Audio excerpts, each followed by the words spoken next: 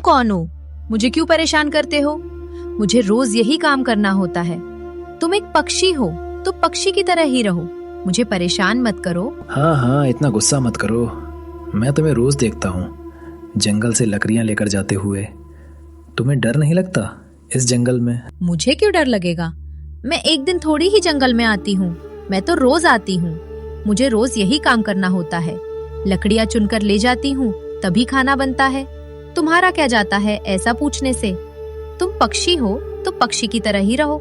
हाँ हाँ गुड़िया, तुम मुझे ऐसे डांट रही हो जैसे अगर मैं सामने आ जाऊं तो तुम मुझे मार ही डालोगी। अगर तुम मुझे परेशान करोगे तो सच में काट दूंगी। गुड़िया, गुस्सा मत करो। मैं एक इंसान हूँ, मैं तुम्हें रोज आते जाते देखता हूँ, इसलिए मुझे तुम पसंद हो। अगर तुम चाहो तो मुझसे बात कर सकती हो। गुड़िया ये बातें सुनकर मन ही मन सोचने लगी, क्या ये सच में इंसान है?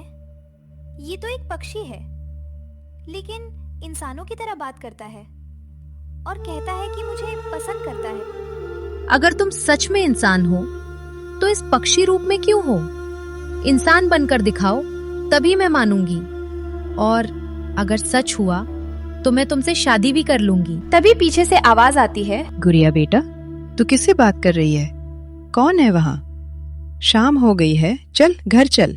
हाँ माँ, आ रही हूँ। यहाँ एक पक्षी है जो इंसान की तरह मुझसे बात कर रहा है। बेटा, इन सब चक्रों में मत पड़। चल, शाम हो गई है, कुछ भी हो सकता है। माँ की बात सुनकर गुड़िया डर गई और फिर दोनों जल्दी जल्दी वहाँ से निकलकर घर की ओर चल पड़ी। जैसे ही गुड़िया घर पहुंची, रात में दोनों ने मिलकर खाना बनाया। खाना खाकर चुपचाप सो गईं। लेकिन बाहर वही काला कौवा पेड़ की डाल पर बैठा गुड़िया का इंतजार कर रहा था। वो बार बार घर के चारों तरफ घूमता और अजीब सी आवाज करता। तभी गुड़िया की अचानक नींद खुल जाती है। ये आवाज, यही वही कौवा है। इतनी रात में ये यहाँ क्या कर रहा है? क्या ये सच में मुझसे मिलने आया है या फिर इसके पीछे कोई और राज है? डर और सोच में डूबी गुड़िया उठने की हिम्मत नहीं कर पाती।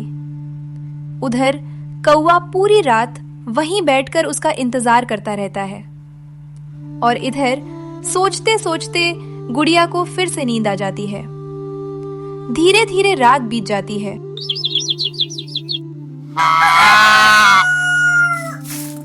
अगली सुबह होती है। माँ आंगन में बैठकर चाय पी रही होती है और गुड़िया आंगन में झाड़ू लगा रही होती है। झाड़ू लगाते लगाते गुड़िया मन ही मन सोचने लगती है, क्या सच में वो कौवा मुझसे प्यार करता है?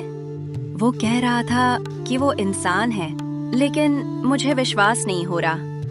अगर वो सच में इंसान है तो मुझे उससे एक बार बात करनी चाहिए। माँ भी मना कर रही थी कि उसके चक्कर में मत पड़ो, लेकिन वो बार बार कह रहा था कि वो इंसान है। गुड़िया अभी यही सब सोच ही रही थी, तभी माँ अंदर चली जाती है और जैसे ही गुड़िया अकेली होती है, तभी वही काला कौवा करता हुआ उड़ते हुए आता है और आंगन के पास आम के पेड़ की डाल पर बैठ जाता है।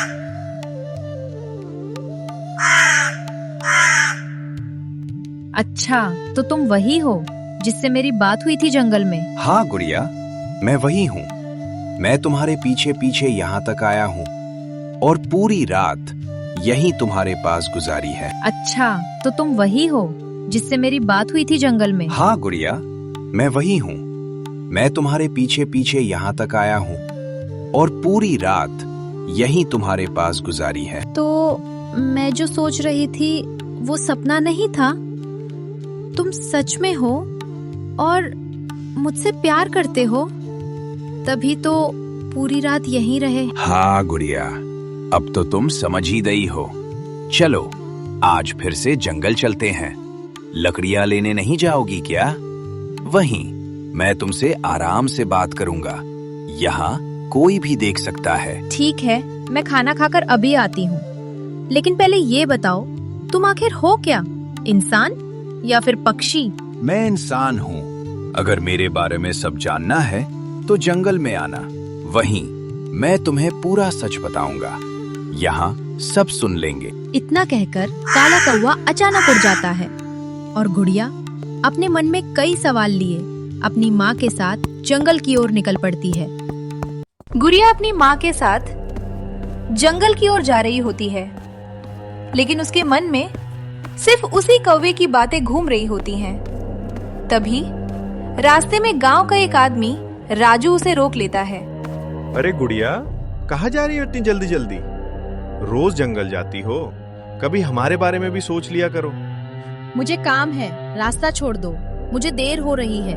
सुनो गुड़िया, मैं तुमसे शादी करना चाहता हूँ। तुम्हारी जिंदगी बदल दूंगा। तुम्हें ये जंगल जंगल भटकना नहीं पड़ेगा। मुझे तुमसे कोई बात नहीं करनी और ना ही शादी करनी है।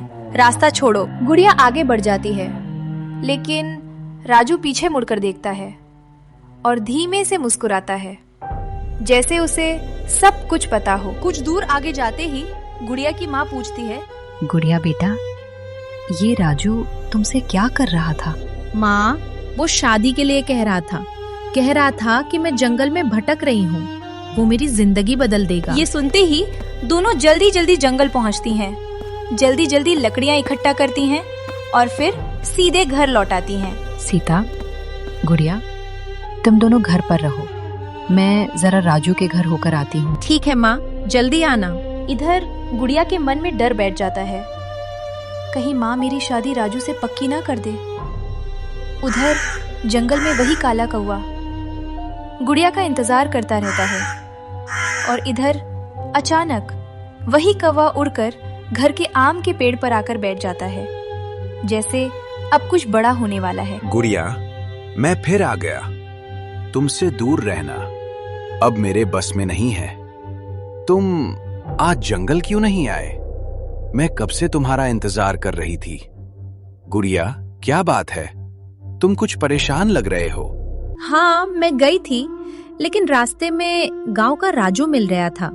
वो मुझसे शादी की बात करने लगा और मेरी माँ ने भी सब सुन लिया। अब वो उसके घर गई है बात करने। बस इसी बात की टेंशन हो रही है। गुड़िया, तुम डर मत, मैं हूं ना। अगर तुम मेरा साथ दो तो मैं तुम्हें हर मुश्किल से बचा लूंगा। मुझे अब किसी और पे भरोसा नहीं, बस तुम पर है। अगर तुम सच में मुझसे प्यार करते हो तो मुझसे शादी कर लो। चलो गुड़िया, आज ही मंदिर में हम अपने प्यार को नाम दे देते हैं। मंदिर जाने से पहले तुम इंसान के रूप में आओ, तभी मैं तुम्हारे साथ चलूंगी। ठीक है गुड़िया, तुम अपनी आंखें बंद करो। बस कुछ ही पल में मैं अपने असली इंसान रूप में आ जाऊंगा। गुड़िया धीरे धीरे अपनी आंखें बंद कर लेती है और तभी चारों तरफ हल्की रोशनी फैलने लगती है। अब आंखें खोलो गुड़िया। सच में तुम इंसान हो? हाँ गुड़िया, अब चलो मंदिर चलते हैं। दोनों चुपके से मंदिर पहुंच जाते हैं। घंटियां बजती हैं और भगवान के सामने एक दूसरे को माला पहनाकर 7 वचन लेकर शादी कर लेते हैं। तभी वहां गुड़िया की माँ और राजू भी पहुंच जाते हैं। गुड़िया, ये तुमने क्या कर दिया?